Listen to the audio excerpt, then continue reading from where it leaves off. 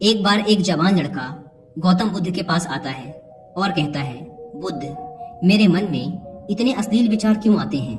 मेरे मन में अक्सर काम वासना के विचार चलते रहते हैं, जिनके बारे में सोच सोच कर मैं अपना बहुत सा समय और ऊर्जा बर्बाद कर देता हूँ, जिनकी वजह से मैं शांत नहीं रह पाता और हमेशा ही विपरीत लिंग के प्रति आकर्षण महसूस करता हूँ। बुद्ध ने मुस्कुराते हुए कहा, क्या तुम्हें पता है कि काम वासना होती क्या है? लड़के ने कहा, बुद्ध, मुझे ये तो नहीं पता कि काम वासना का मतलब क्या है, लेकिन ये जो कुछ भी है बहुत बुरी है। बुद्ध ने कहा, सबसे पहले तो तुम ये समझो कि प्राकृतिक रूप से जो भी हमारे अंदर है वो बुरा नहीं है।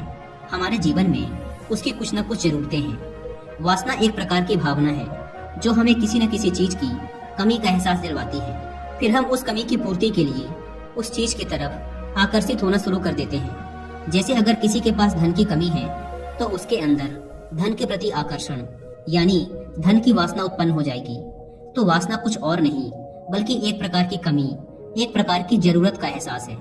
और जब ये जरूरत शारीरिक हो तो हम इसे काम वासना कह देते हैं। लड़के ने कहा, बुद्ध, ये तो समझ में आ गया कि काम वासना का मतलब क्या है, लेकिन ये हमारे अंदर आती कहाँ से है? ये उत्पन्न कैसे होती है? बुद्ध ने कहा, काम वासना कहीं से आती नहीं बल्कि ये प्राकृतिक रूप से हमारे अंदर ही मौजूद है और इसका होना जरूरी भी है, क्योंकि यही मानव जाति के विस्तार का आधार है। लड़के ने कहा, बुद्ध, जब काम वासना प्राकृतिक रूप से हमारे अंदर मौजूद है तब फिर लोग काम वासना को गलत क्यों बोलते हैं? बुद्ध ने कहा, यह एक बहुत बड़ी समस्या है कि लोगों ने काम वासना को गलत नजरिए से देखना शुरू कर दिया है, इसे दबाने की कोशिश करना शुरू कर दिया है। काम वासना को होना गलत नहीं है बल्कि काम वासना का बेलगाम होना गलत है। केवल उसी के बारे में हमेशा सोचना, केवल उसी के लिए जीना, केवल उसी को अपने जीवन का लक्ष्य बना लेना गलत है। बुद्ध ने उस लड़के से पूछा, तुम्हें क्या लगता है, क्या जानवरों में भी काम वासना होती है? लड़के ने कहा, हाँ बुद्ध, जरूर होती है, क्योंकि आखिर जानवरों को भी तो अपनी पीढ़ी आगे बढ़ानी है। बुद्ध ने कहा, फिर हम जानवरों की काम वासना को गलत क्यों नहीं कहते? लड़के ने कहा, पता नहीं बुद्ध, आप ही बताएं। बुद्ध ने कहा, क्योंकि जानवर अपनी काम वासना का उपयोग सिर्फ संतति उत्पन्न करने के लिए करते हैं, उससे खुशी प्राप्त करने के लिए नहीं और ना ही सुख भोगने के इरादे से। क्योंकि जानवरों को प्रकृति ने इतनी सोचने समझने की क्षमता नहीं दी कि वो अपनी काम वासना को अपने क्षणिक सुख का आधार बना सके, जबकि हम इंसान अपनी सोचने समझने की क्षमता का उपयोग करके प्रकृति में पाई जाने वाली हर चीज का अपने सुख और आनंद के लिए उपयोग करने का प्रयास करते हैं। हम इंसानों ने काम वासना के साथ भी यही किया है, इसे अपने आनंद और भोग का आधार बना लिया है। जिस भावना को प्रकृति ने मानव जाति का अस्तित्व बनाए रखने के लिए हमारे अंदर डाला था, उसे हमने जीवन का सर्वोपरि लक्ष्य बना रखा है और इंसानी काम वासना का ये बेलगाम होना ही उसके गलत होने का कारण है। लड़के ने कहा, बुद्ध, लेकिन ये काम वासना हावी होती क्यों है? इसके बेलगाम होने का कारण क्या है? बुद्ध ने कहा, काम वासना के बेलगाम होने के 4 बड़े कारण हैं, जिसमें से पहला कारण है जीवन में किसी बड़े उद्देश्य का ना होना।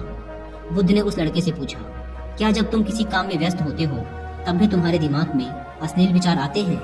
लड़के ने कहा, नहीं बुद्ध, जब मैं व्यस्त होता हूँ तो मेरे दिमाग में अश्लील विचार नहीं आते। बुद्ध ने कहा, हमारा दिमाग एक बार में सिर्फ एक चीज के बारे में ही सोच सकता है, इसलिए जब हमारे दिमाग में कोई दूसरे विचार चल रहे होंगे तो अश्लील विचार आ ही नहीं सकते। अगर हमारे जीवन में कोई बड़ा और स्पष्ट लक्ष्य है और अगर हम उस लक्ष्य के प्रति पूरी तरीके से समर्पित हैं तो हमारे पास कभी इतना समय ही नहीं होगा कि ये फालतू विचार हमारे मन में घर कर सके। और अगर ऐसे विचार उठते भी हैं तो हमारे मजबूत लक्ष्य के विचार इन्हें आसानी से हमारे मन से विस्थापित कर देंगे। लेकिन असल समस्या ये है कि अधिकतर लोगों के पास एक मजबूत और स्पष्ट लक्ष्य की कमी है। बुद्ध ने कहा, काम वासना के बेलगाम होने का दूसरा कारण है समाज के द्वारा इसे गलत बताकर दबाए जाने की कोशिश करना। लोगों के एक बड़े तबके ने कामुकता को हमेशा ही शक की नजर से देखा है और इसका सबसे बड़ा कारण है कि हमने अपने यौन अंगों को शरीर के बाकी अंगों की तरह स्वीकार नहीं किया, जबकि हमारे यौन अंग भी हमारे बाकी अंगों जैसे हाथ, पैर, मुंह आदि के समान ही बस एक अंग है जो अपना काम करते हैं, जिसके लिए प्रकृति ने उन्हें बनाया है। लेकिन हमने इन प्रजनन अंगों को कुछ ज्यादा ही रहस्यमय बना दिया है और जब कोई चीज रहस्यमय बन जाती है तो उसके प्रति लोगों की एक अलग ही रुचि जागृत हो जाती है, जिसकी वजह से लोग जाने अनजाने में काम वासना के प्रति आकर्षण महसूस करते हैं। बुद्ध ने आगे कहा, जब किसी विचार को दबाने का, उसका दमन करने का प्रयास किया जाता है, तब वह विचार और मजबूती के साथ उभर कर आता है। और यही काम वासना के विचारों के साथ भी किया जा रहा है। बुद्ध ने कहा, अगर मैं तुमसे कहूँ कि आम के बारे में मत सोचना, तो तुम्हारे मन में पहला चित्र किस चीज का आया? लड़के ने कहा, बुद्ध, मेरे मन में पहला चित्र आम का ही आया। बुद्ध ने कहा, इसी प्रकार जब हम अश्लील विचारों को जबरदस्ती रोकने का प्रयास करते हैं, तो वो और मजबूती के साथ हमारे अंदर उठते हैं। इसलिए कभी भी विचारों को दबाने की कोशिश ना करें। लड़के ने कहा, हाँ बुद्ध, ये तो मैंने भी महसूस किया है। बुद्ध ने कहा, इंसानों में कामुकता के हावी होने का तीसरा कारण है हमारा अपने विचारों के प्रति जागरूक ना होना। हमारे मन में कैसे विचार चल रहे हैं, हम इस पर कभी ध्यान ही नहीं देते। हमारे मन में उठने वाले विचारों के बारे में एक अनोखी बात यह है कि जब हम किसी एक चीज के बारे में विचार करते हैं, तो हमारा मन उसी से संबंधित और भी विचार हमारे सामने रखना शुरू कर देता है, और फिर ऐसे ही हमारे मन में विचारों की एक श्रृंखला बन जाती है, जिस पर हम उलझ कर रह जाते हैं। ठीक ऐसा ही होता है अश्लील विचारों के साथ। हमने एक बार किसी को देखकर अपने मन में एक अश्लील विचार पैदा किया, फिर हमारा मन अपने आप ही इन विचारों की श्रृंखला बना देता है, जिनके बारे में सोच सोच कर हम अपनी बहुत सी ऊर्जा और समय बर्बाद कर देते हैं। इसलिए पूरी जागरूकता के साथ अपने अंदर उठने वाले विचारों पर ध्यान देना जरूरी है। बुद्ध ने कहा, अश्लील विचारों के हावी होने का चौथा कारण है बुरी सोच और अश्लील विचारों वाले लोगों की संगति करना। कई बार ऐसा होता है कि कामुकता हमारे अंदर नहीं होती, लेकिन कुछ अश्लील लोगों के साथ रहने की वजह से ये हमारे अंदर हावी हो जाती है। लड़के ने कहा, हाँ बुद्ध, ये बात तो मैंने खुद महसूस की है। बुद्ध ने कहा, इसलिए बुरे विचार वालों और अश्लील लोगों से दूरी बनाकर रखनी चाहिए। लड़के ने कहा, बुद्ध, ये तो समझ में आ गया कि कामुकता हावी कैसे होती है, लेकिन इसे हावी होने से रोका कैसे जा सकता है? बुद्ध ने कहा, सबसे पहले तो तुम ये समझो कि काम वासना की ऊर्जा को रोका नहीं जा सकता, इसे सिर्फ रूपांतरित किया जा सकता है। और इस ऊर्जा को रूपांतरित करने के दो तरीके हैं, पहला है प्रेम और दूसरा है ध्यान। जब हम सच्चे प्रेम में होते हैं, तो हमारे अंदर के कामुकता की ऊर्जा हमारी खुशी और हमारे आनंद में परिवर्तित हो जाती है। लेकिन ज्यादातर लोग शारीरिक आकर्षण को ही प्रेम मानते हैं, जो कि ऊर्जा का व्यय करता है, रूपांतरण नहीं।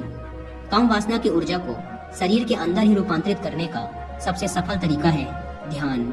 ध्यान के माध्यम से आप अपने अंदर स्थित आनंद के उस केंद्र में स्थापित हो जाते हैं, जिसके सामने दुनिया का हर भोग विलास फीका लगने लगता है। ऐसा नहीं है कि आप ध्यान में उतरने के बाद वो सब सोचने और करने में सक्षम नहीं होते, बल्कि आप उससे ऊपर उठ चुके होते हैं, और फिर ये सब हरकतें आपको छोटी और बचकानी लगने लगती हैं।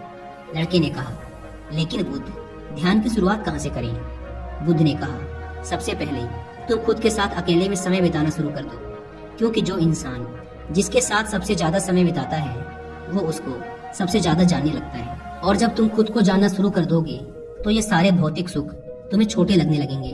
और फिर एक दिन ऐसा भी आएगा जब तुम्हारे चाहे बिना तुम्हारे दिमाग में किसी भी प्रकार के विचार उठने बंद हो जाएंगे।